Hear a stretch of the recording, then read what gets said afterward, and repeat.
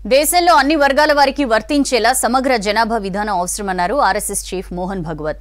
జనాభాకు తగ్గట్లు వనరులు అవసరమని చెప్పారు. వనరులు వృద్ధి చెందకుండా జనాభా పెరగడం దేశానికి భారమని అన్నారు. అయితే జనాభాను సంపదగా చూసే వైఖరి ఉందని, అందుకే పాపులేషన్ పాలసీ అవసరమన్నారు.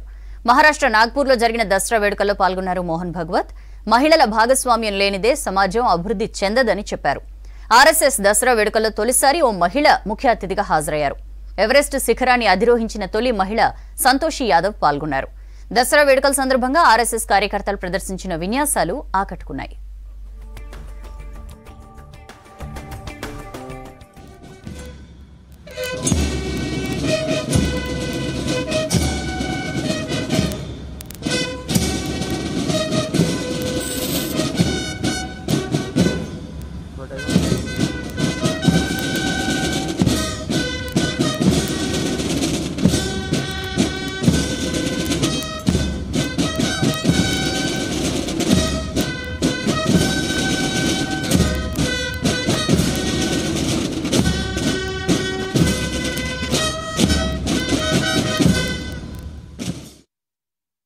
हमारा देश 50 वर्षों के बाद कितने लोगों को खिला सकता है? उस समय समाज में काम करने वालों की कितनी संख्या चाहिए? काम न कर सकने वाले उस समय कितने रहेंगे? आज के 57% युवा 50 साल के बाद काम करने की स्थिति में रहेंगे क्या? अपने देश का पर्यावरण कितने लोगों को खिला सकता है, कितने लोगों को झेल सकता है? इतने लोगों के शिक्षा की, स्वास्थ्य की क्या व्यवस्था हम कर सकेंगे? इतने लोग काम करेंगे, रहेंगे भी, क्या क्या करना पड़ेगा? और केवल देश का प्रश्न नहीं है, वो हमारी मातृशक्ति का सशक्तिकरण हमने कितना किया है, उनका स्वास्थ्य कैसा है, उनको उनकी इच्छा क्या है, उनकी आवश्यकता क्या है, परिवार की भी आवश्यकता होती है, परिवार का भी विचार क्या है, ये एक समग्र विचार करके एक नीति बनानी पड़ती है।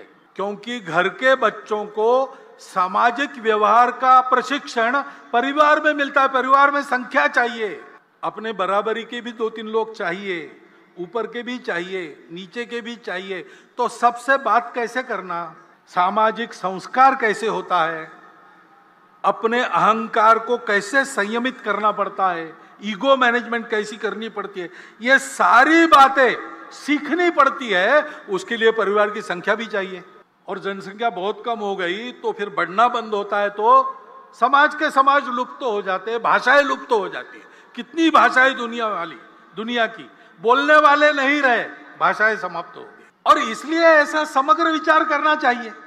और ये भी हम देखते हैं कि जनसंख्या में प्रमाण का भी संतुलन चाहिए। जनसंख्या में पंथ संप्रदाय के प्रमाण में अंतर आने से नए देश बन गए, देश टूट गए।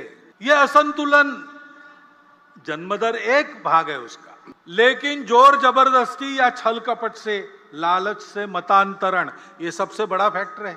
और जहां सीमा पार से घुसपैठ होती है, वहां घुसपैठ से भी ये होता है। उस संतुलन का भी ध्यान रखना देश हित की दृष्टि से अनिवार्य बात है। और इसलिए जनसंख्या की एक समग्र नीति बने, वो सब पर समान रूप से लागू हो, एक बार बनने के बाद किसी को छूट न मिले और समाज इसको स्वीकार कर ले।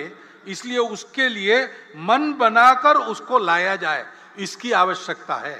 क्योंकि फिर से समाज में अगर उसको नहीं माना तो नीति क्या करेगी?